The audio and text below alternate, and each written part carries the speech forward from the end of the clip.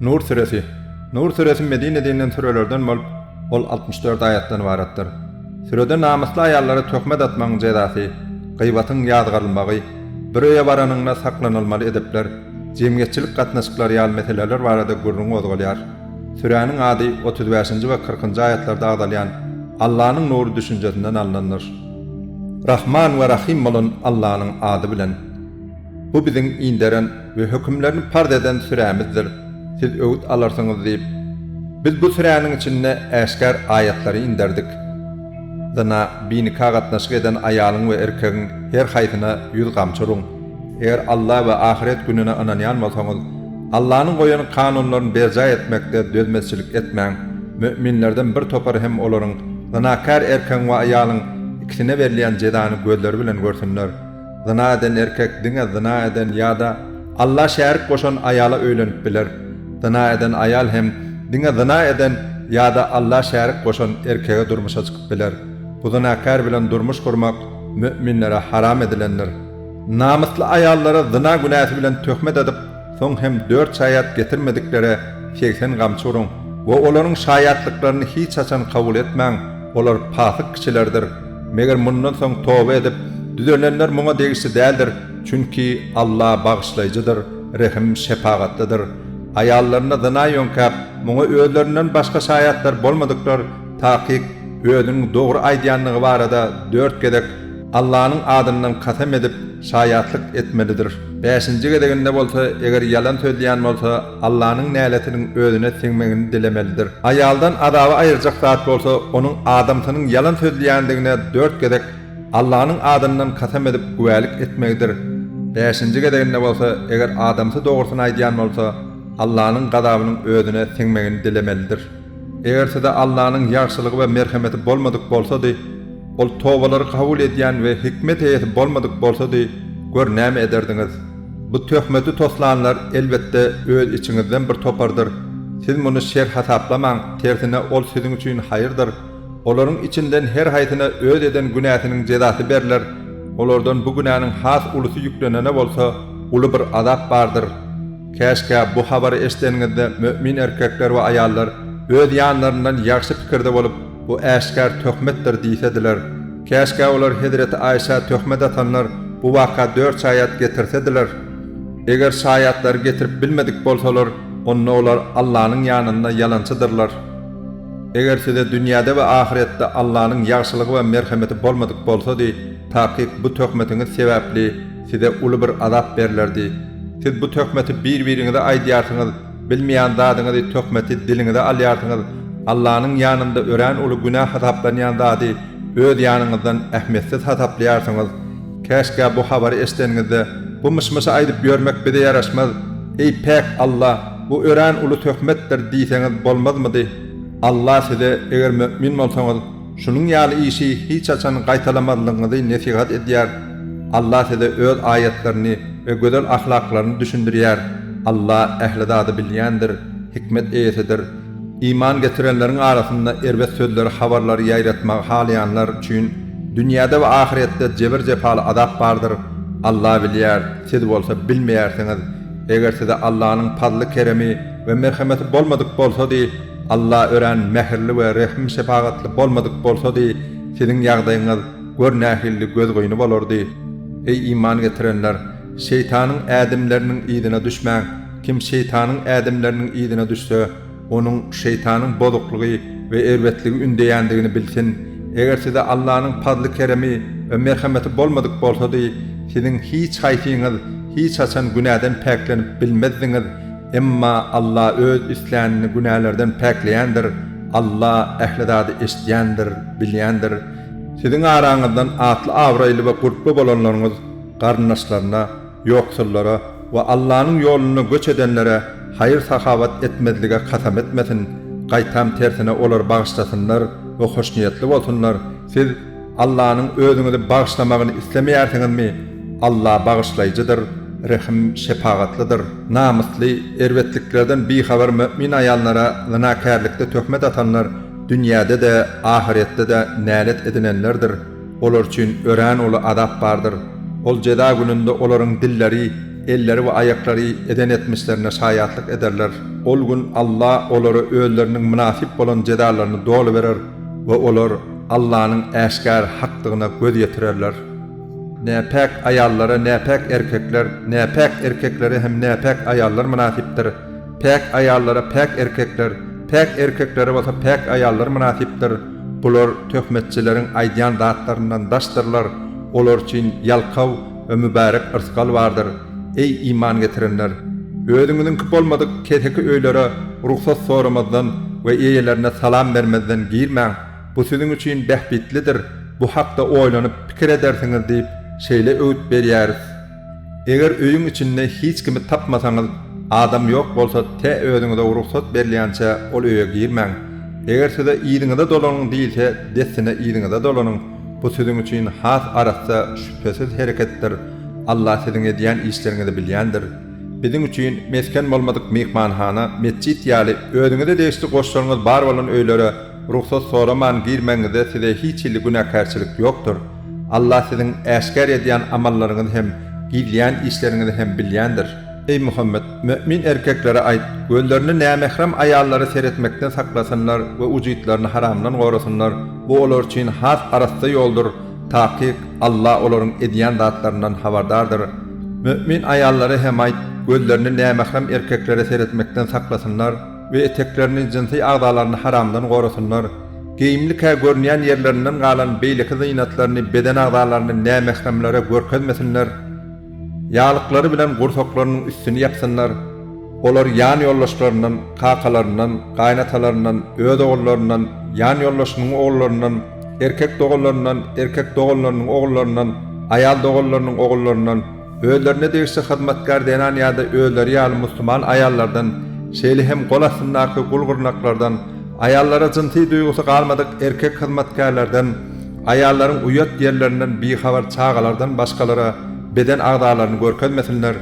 Ýörenlerine giýdiň bedeglerini görkezjek bolup, özlerini üns çekiljek derejede ýöremesinler. Ey iman getirenler, halas bolmagyň üçin hemmäňiz Allah toba edin.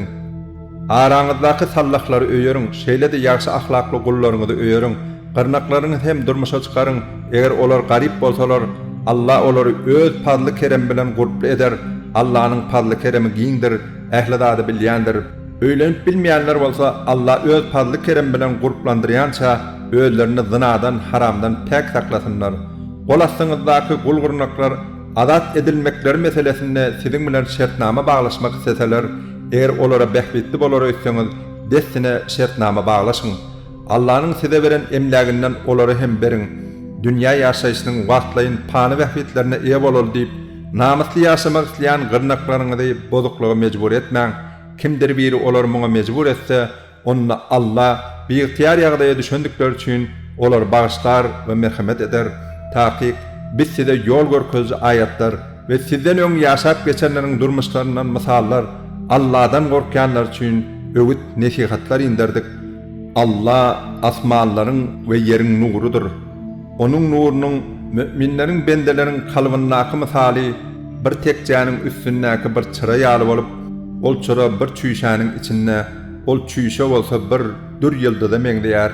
Ol çıra gün dogary we gün batar bolmadyk zeminiň merkezindäki mübarek zeytun agaçynyň ýagyndan ýakalan ýalydyr. Onuň ýagy durlugyndan ýaňa oňa ot degmese de töweregi ýagtyldyp durandyr. Nur üstüne nur ýalydyr. Allah öz islan bendelerini özünün bu nurunyň ýoluna salar. Allah insanlaryň ıwrat almak üçin ine şeýle temsallary getirýär. Allah ähli zady bilýändir. Bu çıra Allah'ın beýgelmegine hem de içinde öz adynyň agdalmagyna ruhsat eden öýlerindedir, mescitlerindedir. Şol öýleriň içinde insanlar ertir akşam onu tesbih ederler. Olar sewda satygyň özlerini Allah'ny ýatlamaga, namazy berja etmäge we zekat bermäge päsgel bermeýän, yürekleriň we gözleriň agyp dönüp durjak gününden gorkýan adamlardyr. Allah olary eden işleriniň iň gowsy bilen silaglar ve öz padly kereminden olara artykma çemberer. Allah isläne hasapsat ırskal berer. İnkar edenleriň amallary bolsa sehradaky salgyma meňdär. Teşne adam onu suwdur öýder. Kynçylyk bilen oňa ýeten wagty bolsa, ol yerde hiç tat tapmaz. İnkar edenler bu dünyadaki eden işlerinin kıyamatta nepedeger öydüp, öňe çıkanlarında Allah'ını görürler. Şeydip, Allah onun hasabını bir kemsiz verer. Allah hasabı ören pi çıkaryandır.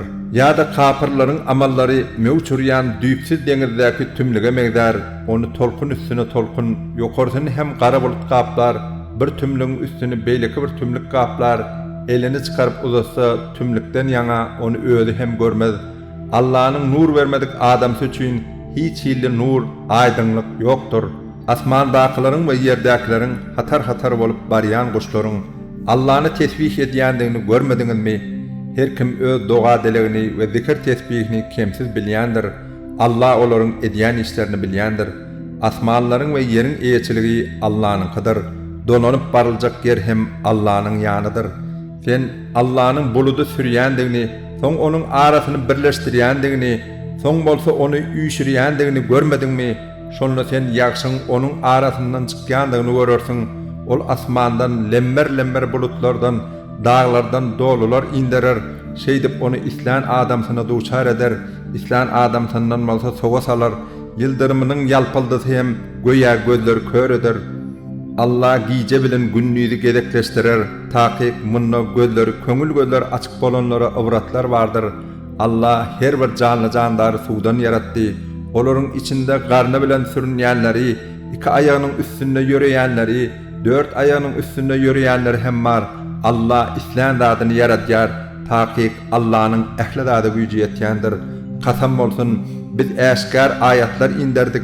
Allah islanyny dogry ýola gönükdirer. Olar biz Allah we peýgambere iman getirdik we tabin bolduk diýýärler. Soň hem olardan bir topar şeýle diýenlerinden soň sözlerinden dänýärler. Olar müminler däldir. Olaryň aralaryna höküm bermek üçin Allah we onuň ilçisine çağırlanmakaly beriljek höküm öz ýanlaryna bolsa işlerinden bir topar dessine muňa peýgamberiň hökmüne garşy çykar. Eger hakly tarap öýleri bolan bolsady oňa boyun bolup gelerdiler. Ya bolmasa olaryň ýüreklerinde kesel barmaka, ya guman edýärlermika, ya da Allah we onuň ilçisi öýlerine adalatsyzlyk eder diýip gorkarlarmyka? Yok, zulüm edýän olaryň hut özleridir. Aralaryny höküm bermek üçin Allah we onuň ilçisine çağırlanmakaly müminleriň sözleri diňe eşitdik we tabin bolduk diýen sözleridir. Halas bolanlar hem şolardyr. Eger kim Allah we onuň ilçisine tabin bolsa, Allah'nyň azabyndan heder etse, hem de ondan gorksa, üstünlük kazananlar şolar bolar. Olar münapıklar, eger sen buyruk bersen, söwüşe çykjakdyklaryna Allah'nyň adyndan bir kasam etdiler. Sen olara kasam etmäň. Bu şol bir bilinýän boyun sunmadyr. Diňe dilde aýdýarsyňyz. Taky Allah siziň edýän işleriňizden habardardyr diýip aýt. Sen olara siz Allah we onuň ilçisine boyun bolun. Eger ýüze görseňiz bilip goýun. Peýgambere diňe öz üstüne ýüklenen borç düşer. Size hem öz üstüňize ýüklenen borç tegisli bolar. Eger oňa boyun bolsaňyz, dogry ýoly taparsyňyz, peýgamberiň etmeli işi bolsa, diňe Allah'nyň dinini äşkar ýetirmekdir diýip aýt. Ýene de aýt. Allah sizden iman getirip ýaxşy işler edenleri özlerinden öňküleri hökmrawan edişýäli ýeriň ýüzünde hökmrawan etjekdigini, olar üçin özüniň radylyk bildiren İslam dinini potalandyryp ýerleşdirjekdigini we gorkularyndan soň olara howpsuzlyk, asudalyk berjekdigini wada etdi. Çünkü olar maňa Allah ibadet ederler. Hiç bir zady maňa şärik goşmazlar. Eger kim bundan beýlek hak dini inkar etse ve şol nimetlere näşkürlük etse, bilip goýsunlar, olar azgyn adamlardyr. Özüňizden merhamet edilmek üçin namazy berja edin, zekat berin we peýgambere boyun bolun. İnkar edenler ähli ýeriň ýüzüni boyun egdirer diýip hiç haçan pikir etme. Olaryň barjak ýeri dogdakdyr, ol ýer nähil erbetdir. Ey iman getirenler, gol astyňyzdakylar, gulgurnaklaryňyz we içiňizden henir kämillik ýaşyna ýetmedik çağlaryňyz, ertir namazyndan öň we öýlen üstki eşikleriňizi aýran wagtyňyz, şeýle hem ýatsy namazyndan soň siziň huduruňyza girmek üçin günüň dowamynda 3 gezek sizden ruhsat sorasynlar. Bu siziň uýat ýerleriňiziň açyk bolýan 3 wagtyňyzdyr. Bu wagtlardan soň olaryň ruhsat soramadan size gelip gitmeklerine size de olary hem günah ýokdur. Bir-biriňiziň ka baryp bilersiňiz, ine şeýdip Allah size ayetler beyan edýär, Allah ehli zady bilýändir, hikmet eýesidir. Kämillik ýaşyna ýeten soňlar çağalar hem öýlerinden öňküleriň, ulularyň ruhsat soraşlary ýaly girenlerine ruhsat sorasynlar. Şeýdip Allah size ayetler beyan edýär, Allah ehli zady bilýändir, hikmet eýesidir. Durmuş gurmakdan umidini üden, görümden we perdent dogurmaktan galan garry ayallara zinatlaryň beden agzalaryny görkezmezden käbir geyimlerini aýyrmaklaryna günah ýokdur. Asylly dolu suratda geyinen bolmaklary özleri üçin haýyrlydyr. Allah ehli zady eşitýändir, bilýändir. Köre, agsaga we hassa Allah'ın ýolunda edilýän söwüşlerden galsa ziýany ýokdur. Bulara başarmajak işler ýüklenmez. Başarmaýandykları üçin hem günahkar bolmalylar. Size hem öz öýüňizden, kakaňyzyň öýünden, ejeleriňiziň öýünden, erkek doganlaryňyzyň öýlerinden, ayal doganlaryňyzyň öýlerinden, kakaňyzyň doganlarynyň öýünden, ejekeleriňiziň öýünden, daýlaryňyzyň öýünden, daýdalaryňyzyň öýünden ýa-da açarlaryna iýeçilik edýän ýerleriňizden ýa-da dostuňyzyň öýünden nahar iýmeňizde diýen günah ýokdur. Bular bilen jemlenşip ýa-da aýry-aýry iýmeňizde günah ýokdur. Öýlere girenizde, özüňize bir-biriňize Allah'ın tarapyndan mübarek we çyn ýürek bilen salam beriň. Allah siziň akyl ýetirmeňiz üçin ayetleri, hökümleri size şeýlemäli edýär. Elbetde müminler diňe Allah we onuň ilçisine iman getirenlerdir. Olar peýgamber bilen jemlenşip bir iş edýärkäler ruhsat almadan onu taşlap gitmediler. Taýyk senden ruhsat sorayanlar Allah we onuň ilçisine iman getirenlerdir. Olar käbir işler üçin senden ruhsat sorasalar, olardan isläniňe ruhsat ber we Allah'ın olary bagyşlamagyny dile. Taýyk Allah bagyşlaýjydyr, rahim şefaatlydyr.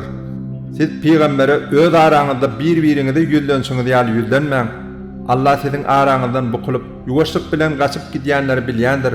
Onuň peýgamberiň emrine garşy gelýänler öz başlaryna bir belanyň ýa-da jebir jepaly adamyň gelmeginden gorksunlar. Asmanlardaky we ýerdaky zatlar Allah'nynkydyr. Ol siziň barýan ýoluňyzy taýyk bilýändir. İnsanlar oňa dolanyp baran günleri ol hem olaryň ähli eden işlerini olara aýan eder. Taýyk Allah ehli zady bilýändir.